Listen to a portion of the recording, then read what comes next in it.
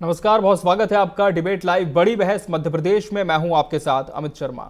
आज हम बात करेंगे ग्रामीण भारत के सबसे बड़े सवाल की। गांव की सरकार कितनी मजबूत और क्या सरपंच अब विकास के असली चालक बनेंगे? भोपाल के जंबूरी मैदान में हुआ सम्मेलन सरपंच। मुख्यमंत्री डॉक्टर मोहन यादव के बेबाक, प्रभावी और ऐतिहासिक संबोधन के बाद कई नए सवाल और कई नए रास्ते खुले हैं। सीएम ने साफ कहा कि सरपंच ही गांव की ताकत है, दिक्कत आएगी तो उसे ठीक करना सरकार का काम है। यानी सत्ता के केंद्र में अब गांव, पंचायत और सरपंच की भूमिका बिल्कुल नई ऊंचाई पर है। मगर अब बड़ा सवाल यह है कि क्या मोहन मॉडल ग्राम शासन को नई दिशा देगा? क्या पंचायतों को मिले नए अधिकार वास्तव में गांव की तस्वीर और तकदीर बदल पाएंगे? आज इसी विषय पर हम चर्चा करेंगे। उसके पहले पेश है यह खास रिपोर्ट।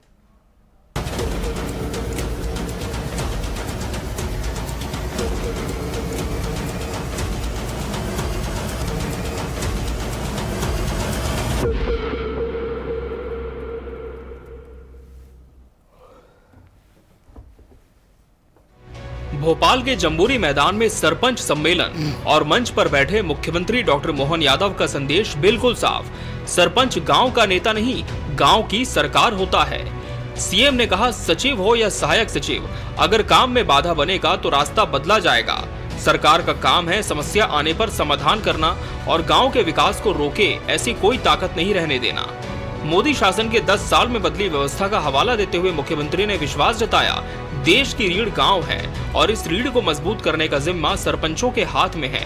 सीएम ने साफ कहा, एक पंचायत के हर घर का रिकॉर्ड सरपंच से बेहतर कोई नहीं जानता, इसलिए त्रिस्तरीय शासन में सरपंच की ताकत सबसे अलग है।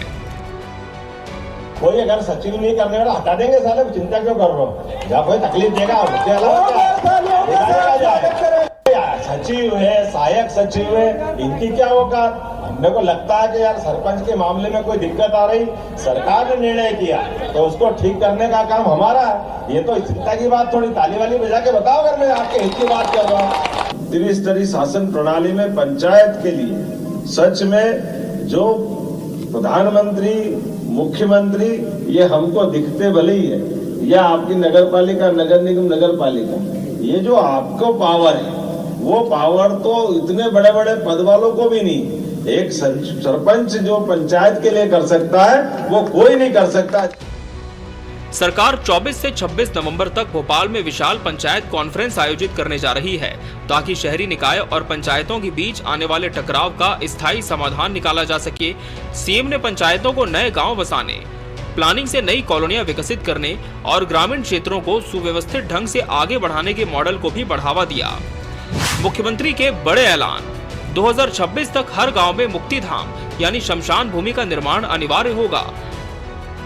अटल पंचायत भवन, सामुदायिक भवन और जनपद जिला पंचायत संरचनाओं के निर्माण को तेज गति दी जाएगी।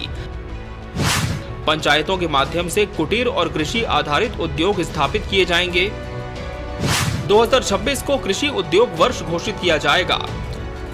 टमाटर पाउडर से लेकर दलहन तिलहन आधारित प्रोसेसिंग तक सरकार गांव में मिनी इंडस्ट्री का आधार तैयार कर रही है ताकि उत्पादन की बर्बादी रोकी जाए और ग्रामीणों को रोजगार मिले। साथ ही धार्मिक और सांस्कृतिक धरोहरों को विकसित कर हर महत्वपूर्ण स्थल को तीर्थ के स्वरूप में तैयार किया जाएगा।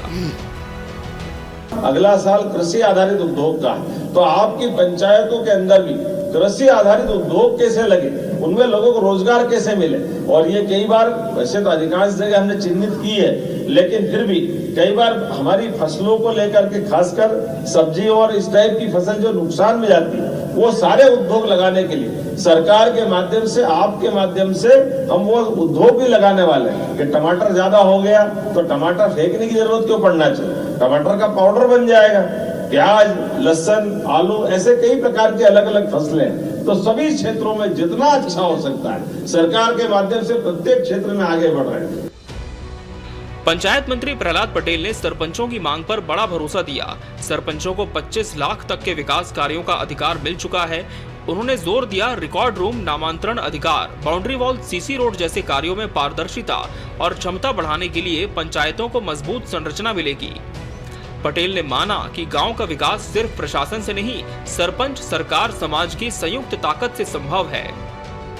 मेरे गांव का कोई भी विवाहिक कार्यक्रम, धार्मिक कार्यक्रम और खेल, इसके लिए मुझे कहीं और नहीं जाना पड़ेगा। इसकी जमीन चाहिए, पार्किंग होनी चाहिए आपकी, दूसरा, हमने स्वच्छता परिचय दिया, मैं उसके डिजाइन बदल रहा हूँ।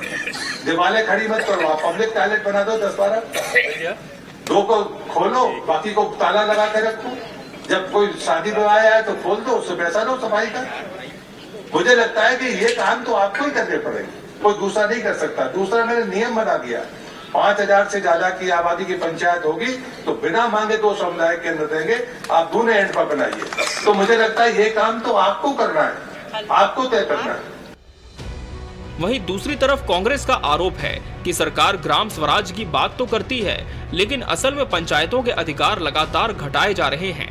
विपक्ष का कहना है कि सरपंच अब सिर्फ कागजों पर हस्ताक्षर करने तक सीमित हैं, जबकि फैसले अफसरों के हाथ में चले गए हैं। कांग्रेस का दावा है कि योजनाओं की मंजूरी, फंड की रिलीज और कामों की प्राथमिकता ये सब ब्लॉक और जिले के स्तर पर रोक दिए जाते हैं, जिससे पंचायतें आज भी पूरी तरह निर्भर हैं, स्वतंत्र नहीं। उन मरने वाले लोगों की चिंता है उनको, और जिंदा लोगों की चिंता नहीं है। दूसरी चीज, पंचायतों के जो सहायक सचिव और सचिव जब उनसे मिलने आए तो उनसे वो कहने लगे तुम्हारी औकात क्या है। असली बात ये है, असली आस्था और विश्वास ये है पंचायतों के प्रति मुख्यमंत्री की, कि जो क्रियान्वयन की जो संस्था है पंचायतों में, आर्थिक, सामाजिक, राजनीतिक अधिकारों का जो विकेंद्रीकरण, ग्राम स्वराज की जो परिकल्पना है, और उस परिकल्पना को साकार करने वाले लोगों से वो कह रहे हैं कि तुम्हारी औकात क्या है। अब बड़ा सवाल ये है, क्या विपक्ष के ये आरोप हकीकत की तस्वीर दिखाते हैं या फिर ये सरकार के बड़े कार्यक्रम पर एक राजनीतिक प्रतिक्रिया भर है। Bureau report, TV 24 news.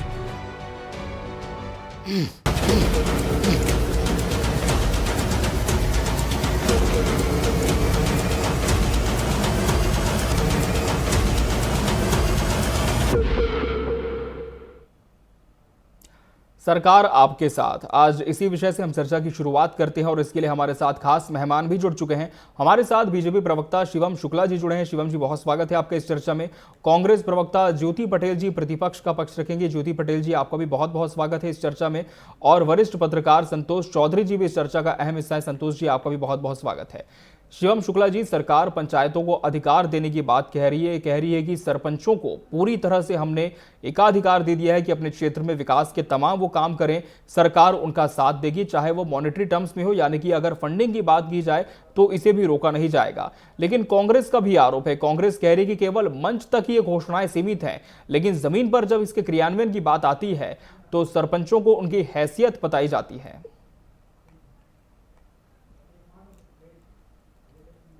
जी शिवम जी।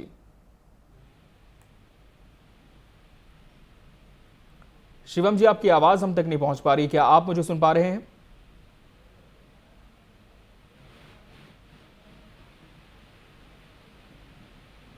शिवम शुक्ला जी, क्या आप मुझे सुन पा रहे हैं? चलिए इनसे जुड़ने की कोशिश करते हैं। संपर्क टूट गया है। ज्योति पटेल जी का रुख करूंगा।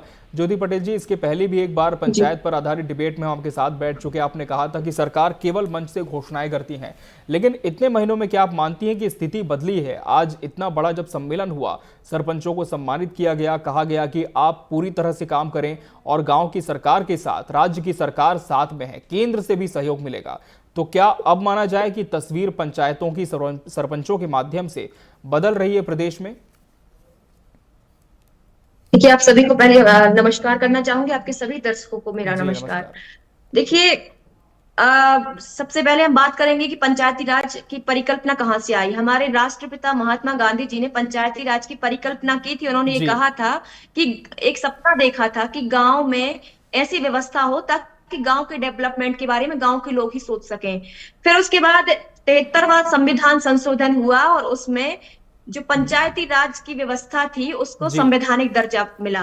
और उसके बाद फिर पंचायती राज व्यवस्था में जो उसकी नीति, जो उसका निर्धारण किया है, वो इस तरीके से किया गया कि पंचायती राज में त्रिस्तरीय राज व्यवस्था होगी, जिसमें जिला पंचायत स्तर पर जिला पंचायत रहेगी, जनपद स्तर पर जनपद पंचायत रहेगी और ग्राम पंचायत में ग्राम पंचायत स्तर रहेगी और सरपंच पावरफुल रहेंगे। इस तरीके से एक विकेंद्रीकरण की, जो सत्ता का विकेंद्रीकरण कहा जाता है, सत्ता के विकेंद्रीकरण की व्यवस्था की गई ताकि हर व्यक्ति को, अंतिम पंक्ति तक के व्यक्ति को लाभ पहुंचाया जा सके।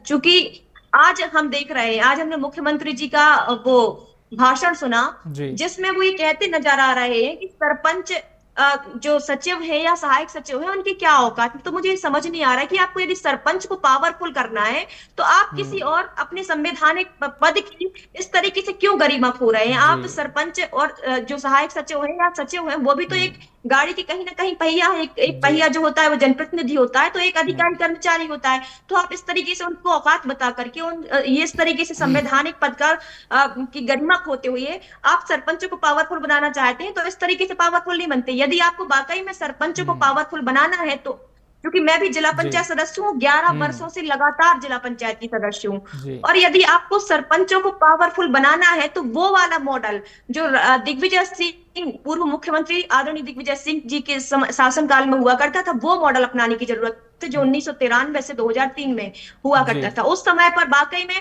दिग्विजय सिंह जी का कहना था कि यदि जो सरपंच है वो हमारे लोकतंत्र की जड़ है, और जी अगर हम गांव सशक्त नहीं होगा तो लोकतंत्र खोखला रह जाएगा, ये दिग्विजय सिंह जी का कहना था। और उन्होंने वाकई में सरपंचों को इतने पावर दिए, वित्तीय पावर हो चाहे प्रशासनिक पावर हो चाहे गांव की जो भी योजना है उसमें भागीदारी हो। तो आज के समय में क्या हो रहा है कि योजनाएं या जो चीजें हैं वो ऊपर से बन करके नीचे थोपी जा रही है, जी परंतु उस समय पर गांव के लोग ये डिसाइड करते थे कि हमारे गांव में क्या जरूरत है। और वाकई में मैं ये बात निष्पक्ष होकर भी कहना चाहती हूँ जी कि यदि जी हम गांव के लोगों से आज भी पूछेंगे कि वाकई में उस समय पर का क्या शासन था, तो आज वो लोग तारीफ करते हैं जी कोई भी गांव का व्यक्ति कि उस समय पर इतना पावरफुल सरपंच हुआ करता था या इतना पावरफुल जनपद सदस्य और जिला पंचायत सदस्य हुआ करता था।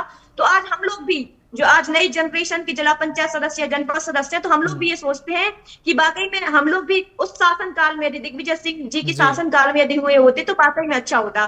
परंतु मैं 11 साल से, जब से भारतीय जी जनता मैम पार्टी की शासन काल है, तब से मैं जिला पंचायत सदस्य हूँ, मैं जी देख रही हूँ बहुत गहराई से, और उसी विभाग में मैं हूँ, तो मैं देख रही हूँ कि वाकई में साथ जो पावर है जी हर एक व्यक्ति वो ये समझ पाएगा जो सरपंच है, जनपद सदस्य, जिला पंचायत सदस्य, कि वाकई में पावर एकदम लिमिटेड कर दिए हैं। और जो जो सत्ता है वो केंद्रीकृत करने का काम किया है, तो शिवराज सिंह चौहान जी की सरकार ने 2003 के बाद से करने का काम किया था। जी पूरा पावर सेंट्रलाइज करने का काम किया, पूरे अधिकार जो ठीक है है अपनी मुट्ठी में राज्य ने और जी केंद्र ने करने का काम किया चलिए, है। तो कांग्रेस कह रही जो है कि और सरपंचों की जो शक्ति है उसे कम कर दिया गया है। मैं आगे भी इस पर आपसे और जवाब लूंगा ज्योति जी, फिलहाल संतोष चौधरी जी का रुख कर लेंगे।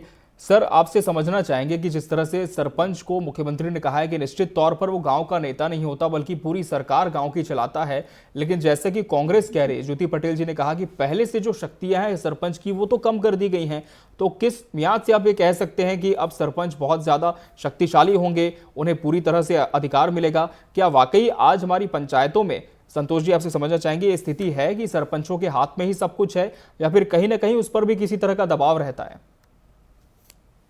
नहीं, देखिए दबाव तो देखिए आपसी विवाद होते हैं। जी सर। ये तो आप ले लीजिए कि मतलब आप डिस्ट्रिक्ट लेवल पे और पंचायत लेवल पे आप देखें तो आपसी विवाद तो होता ही है। तो बट विवादों के बावजूद ऐसा नहीं है कि जी काम नहीं होता है, लेकिन होता ये है कि बहुत सारी चीजें ये जो कहते हैं कि जैसे सरपंच हो गए या सेक्रेटरीज हो गए, इनको जो आपने स्वतंत्र पावर दिए हुए हैं, जी सर। तो वो पूरी तरह से अपने हिसाब से डिसीजन ले पाते हैं, ऐसा मैं नहीं सोचता हूँ। जी क्योंकि ग्रामीण क्षेत्रों में काफी समस्याएं होती हैं जो आप जो जी कोऑर्डिनेशन कहते हैं ना, मंत्रालय या फिर सेक्रेटेरिएट के बीच में या जी सर। किसी और जिला ऑफिस के बीच में, तो ये अनबन बहुत ज्यादा होती है।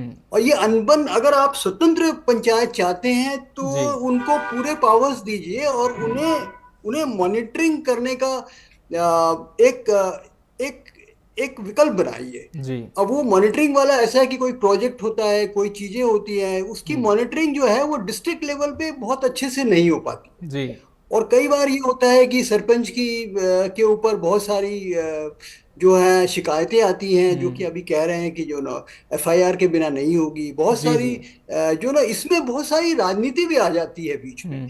तो ये हटना चाहिए। अगर आप सही में सरपंच को पावर दे रहे हैं जी सर। तो आप उसको पूरी तरह से पावर दे के देखिए, उसको आप उसका आंकलन कीजिए। 6 महीने साल भर के लिए उसकी जी जो फंडिंग आप कर रहे हैं, अभी 25 लाख की फंडिंग उनकी जी जी एलोकेट हो गई है। तो अभी आप उस फंडिंग को कम से कम आप मॉनिटरिंग करके देखिए कि कहाँ लगा रहे हैं जी पैसा, कैसा लग रहा है वो। और इसकी फाइल जो है वो सीएम साहब को खुद अपने आप पर्सनली देखनी होगी, हम्म क्योंकि अगर वो मॉनिटरिंग का, अब उनके पास समय उतना होता नहीं है, लेकिन मेरे ख्याल से तो वो जी अब बहुत ध्यान देंगे, क्योंकि उन्होंने जो मॉडल बनाया है अब तो मुझे लगता है कि पर्सनली वो बहुत ध्यान देंगे, क्योंकि उन्हें भी समझ में आया है कि बहुत सारी जो है वो मुसीबतें हैं जी ग्राम पंचायत लेवल पे। बिल्कुल तो इसको सुधारने के लिए मैं इसे वेलकम करता हूं कि माननीय मुख्यमंत्री जी ने जो मॉडल बनाया है इसके बारे में सोचा है। अब हम्म क्रियान्वयन की जहां तक बात है, जी क्रियान्वयन की बात में मुझे सिर्फ इस बात का डर लगता है कि जी सर ऑफिशियल इंटरफेरेंस, जो हम्म अधिकारियों का जो हस्तक्षेप होता है, जी वो हटना बहुत बहुत जरूरी है। हम्म आप स्वतंत्र कर रहे हैं तो आप स्वतंत्र ही रखिए उन्हें, और उनके ऊपर अकाउंटेबिलिटी दीजिए ना आप, जी कि जी अगर नहीं हो रहा है काम, या हम्म आप उसको एक अवधि दीजिए, एक समय सीमा दीजिए।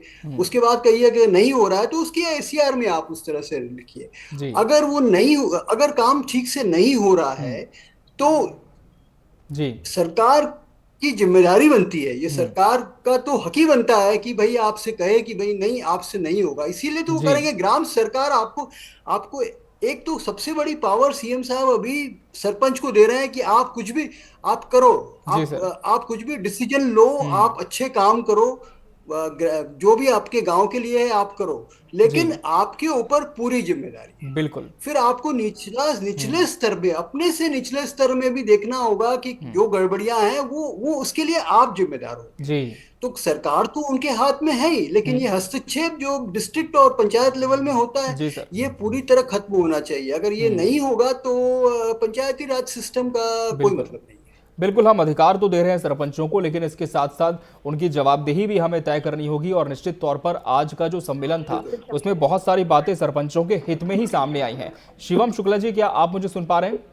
जी मैं सुन पा रहा हूँ आपको। जी शिवम शुक्ला जी, हम पंचायतों को अधिकार देने की बात कहते हैं, उसके बावजूद ऐसी क्या वजह है कि जो सरपंच हैं आज भी कहीं ना कहीं वो शक्तिहीन महसूस कर रहे हैं? कब तक पूरी तरह से सरपंच अपने अधिकारों के माध्यम से स्वतंत्रता के साथ काम करा सकेंगे अपनी पंचायतों में? देखिए, सबसे महत्वपूर्ण चीज है कि भारतीय जनता पार्टी लोकतांत्रिक विकेंद्रीकरण की सदैव हिमायती रही है। हमारी जी। पंच निष्ठाओं में ये चीज शामिल है, और हमने सदैव ही सरपंचों और अन्य जो त्रिस्तरीय पंचायती राज व्यवस्था या नगरीय निकाय व्यवस्था के प्रतिनिधि हैं उनको कहीं न कहीं मजबूत करने का काम किया है। आज भी माननीय मुख्यमंत्री जी ने, हमने देखा कि उनको चाहे 50,000 रुपए का प्रत्येक 6 माह में स्वेच्छानुदान देने का विषय हो, जी। सरपंचों को सचिव और रोजगार को का तैयार लिखने की बात हो, अथवा जो पहले कच्ची सड़कें बनती थी उनको बनाने के प्रस्ताव को मंजूरी देना हो, जी। या अन्य प्रकार से हर संभव तरीके से माननीय मुख्यमंत्री जी ने इस पूरी व्यवस्था को मजबूत करने का काम कहा विधायकों के साथ उनके मानदेय में भी बढ़ोतरी की जाएगी। तो एक तरीके से इनको हर संभव तरीके से यथा संभावित रूप में माननीय मुख्यमंत्री जी ने सशक्त करने का काम किया है। जी। और भारतीय जनता पार्टी की सरकार सदैव संवेदनशील रही है कि इस प्रकार के विषयों मजबूती के साथ आगे बढ़े, और समाज में जो लोग निर्णायक रूप से हमारे निचले स्तर पर लोकतांत्रिक व्यवस्था को मजबूत कर रहे हैं, वहां पे जनता के आवाज को स्वर देने का काम कर रहे हैं, जनता के विचारों को कहीं न कहीं मजबूती से ऊपर ले जाने का काम कर रहे हैं, तो उन लोगों के पास भी वित्तीय क्षमताएं भी हो, प्रशासकीय क्षमताएं भी हो, और विकास में सभी को बराबरी से भागीदार बनाया जा सके। कांग्रेस पार्टी ने सदैव पंचायती राज व्यवस्था को कमजोर करने का काम किया और उसको भ्रष्टाचार और करप्शन का अड्डा बना लिया था, जबकि माननीय मुख्यमंत्री जी ने क्या बात कर रहे हो आप? जी ज्योति जी, आऊंगा आपका रुख करूंगा इनके बाद।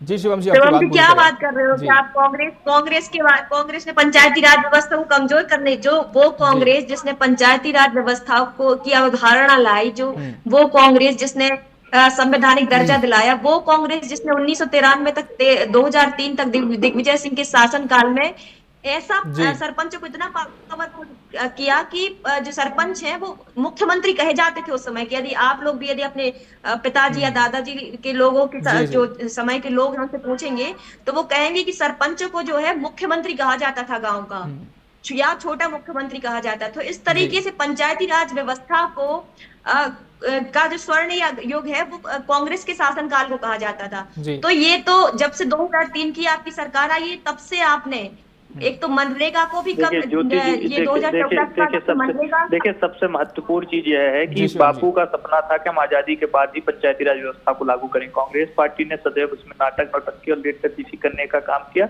और उन्हीं के इन षड्यंत्रों का परिणाम था किस प्रकार की कमजोर व्यवस्था हमारे देश में पनपने पाई। हमारी सरकार ने सदैव पंचायती व्यवस्था को मजबूत करने की दिशा में आगे बढ़े हैं। गांधी जी का दर्शन और स्वप्न था हमारी सरकार की। ठीक है शिवम जी, एक सवाल आपसे है कि 20 से 22 साल से तो शिवम जी सवाल ये कि 20-22 साल से तो प्रदेश में आपकी सरकार है और पंचायती राज अधिनियम तो 90 के दशक से चला रहा है, लेकिन अभी जो सम्मेलन हुआ इसके बाद क्या मानते हैं, क्या बदलाव आ जाएगा, क्या बदल जाएगा हमारी पंचायतों में?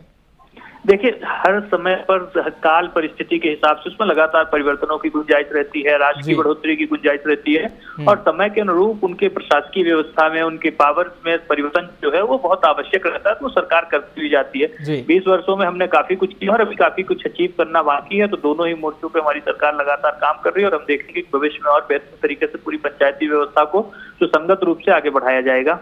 ज्योति पटेल जी क्या मानकर चल रही हैं, क्या बदलाव आएगा? क्योंकि अब तो कहीं ना कहीं शक्ति देने की बात सरपंचों को खुले मंच से कह दी गई है, तो क्या माना जाए ज्योति पटेल जी की वाकई कांग्रेस भी इसकी मांग करती थी, अब ये मांग ग्राम पंचायतों में पूरी हो जाएगी, सरपंच पूरी स्वायत्तता के साथ जो विकास के काम है वो करा पाएंगे अपनी पंचायतों में?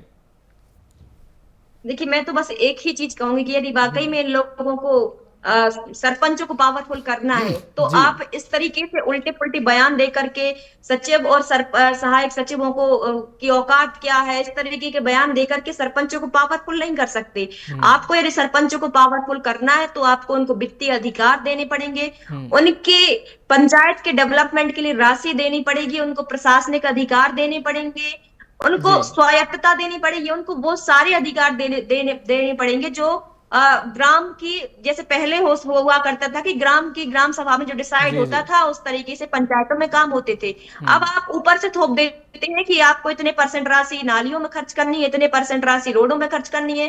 तो यदि गांव के लोग ये डिसाइड नहीं करेंगे कि हमारे गांव में कितनी रोडें बनना है, तो आपके विधायक को या आपके मुख्यमंत्री जी को थोड़ी पता है कि गांव में कितना क्या क्या होना है। अब तो ये होता है कि ऊपर से थोप दी जाती है भैया कि आपको इतनी नालियां बनवानी है, इतनी रोडें बनवानी है, इतना ये टैंक बनवाना है, इतना वाटर ओवरहेड टैंक बनवाना है। तो ये सब ऊपर से नहीं बल्कि नीचे से ये सारी चीजें जानी चाहिए कि पंचायत के लोगों को क्या आवश्यकता है। तो ये सारी चीजें आपको सुधारने की जरूरत है। एक दूसरी चीज मनरेगा को जो आपने कमजोर करने का काम किया है, एक तरीके से रोजगार था, रोजगार की गारंटी थी लोगों के पास। तो आपने 2014 के बाद से जैसे ही आपकी सरकार आई केंद्र में, आपने वहां से मनरेगा को जो कमजोर करने का काम किया है, ना तो मनरेगा में फंडिंग डाली जा रही है, ना तो जो यदि डाली भी जा रही तो 1-2 सालों बाद डाली जा रही है। तो इस तरीके से आपने पूरी पंचायती राज व्यवस्था को कमजोर करने का काम किया है। यदि आप वाकई में सरपंचों को पावरफुल करना चाहते हैं तो आप उनको वित्तीय अधिकार दीजिए। संतोष गौतम जी, क्या वाकई माना जाए कि आज हमारे पास जो इकोनॉमिक फ्रीडम है सरपंचों की वो बहुत कम है जैसे कि कांग्रेस कह रही है, और इम्प्लीमेंटेशन में आप क्या देखते हैं, कहां पर कमी रह जाती है? क्योंकि हमने इसके पहले भी जब आपसे चर्चा की, आपने कहा कि ऑफिशियल्स का बहुत ज़्यादा इंटरफेरेंस होता है, हस्तक्षेप होता है, इस वजह से कहीं ना कहीं जो विकास कार्य है उनमें बाधा आती है। तो इस चीज़ को, इस सिस्टम को कैसे बदला जा सकता है? सिस्टम को बदलने के लिए सबसे पहली बात है कि अब ऑफिशियल डिप्लॉयमेंट, मतलब अब आप जो है मेरे ख्याल से सक्षम ऑफिसर्स को जो है ग्राम पंचायत लेवल में आपको पदे निकाल के अपॉइंट करना होगा। जी सर। और वहां पे वो मॉनिटरिंग सिस्टम में रहें और उसकी जो मॉनिटरिंग करके और वो जो देख रहे हैं, वो जो क्रियान्वयन जो भी हो रहा है काम का, वो रिपोर्ट करें जाके डिस्ट्रिक्ट लेवल पे, और डिस्ट्रिक्ट लेवल से फिर स्टेट लेवल पे जाए, वो मतलब मंत्रालय में जाए। अब जब तक होता ये कि ये सही कह रहे, मतलब देखिए ये कहना बिल्कुल सही है कि जो मतलब ग्रामीणों की क्या इच्छा है, वो क्या चाहते हैं गांव में, वो बहुत अहम है। क्योंकि प्लानिंग आप भोपाल में बैठ के कर रहे हैं या डिस्ट्रिक्ट में बैठ के कर रहे हैं, जहां आपको वहां की समस्याओं का उतना जो है आइडिया नहीं है कि वहां क्या हो, किस चीज की जरूरत है। और बहुत सालों के अनुभव के बाद भी ऑफिसर्स कई होते हैं, कहते हैं कि हमने तो इतने साल ग्रामीण क्षेत्रों में काम किया। एक गांव का मॉडल दूसरे गांव के मॉडल में फिट नहीं होता है। हर एक की जो है वो आवश्यकताएं अलग अलग हैं। इसलिए मेरा तो ये कहना है कि आप जी। अफसरों की नियुक्ति, सक्षम अफसरों की नियुक्ति, आप या तो पद निकालिए, ऐसे पद निकालिए जो सरपंच के साथ में कोऑर्डिनेशन करके उनके साथ में वहां पे काम करें। जी। जब वो काम करेंगे तो उनको सरपंचों को भी लगेगा कि देखो ये ऑफिसर है यहाँ पे, ये अफसर नियुक्त किए गए हैं, जी। ये डिस्ट्रिक्ट को जो रिपोर्ट करते हैं, इसलिए मुझे भी इसका ध्यान रखना है कि किस तरह के काम होने चाहिए, क्या होने चाहिए। इंडिपेंडेंट पावर्स की जहां तक बात है, सरपंच को जरूर आप 25 लाख से आप बढ़ा दीजिए, लेकिन फाइनेंशियल मॉनिटरिंग बहुत जरूरी है। आप वो फाइनेंशियल मॉनिटरिंग में ये है कि फंड वेस्ट नहीं होना चाहिए। जी।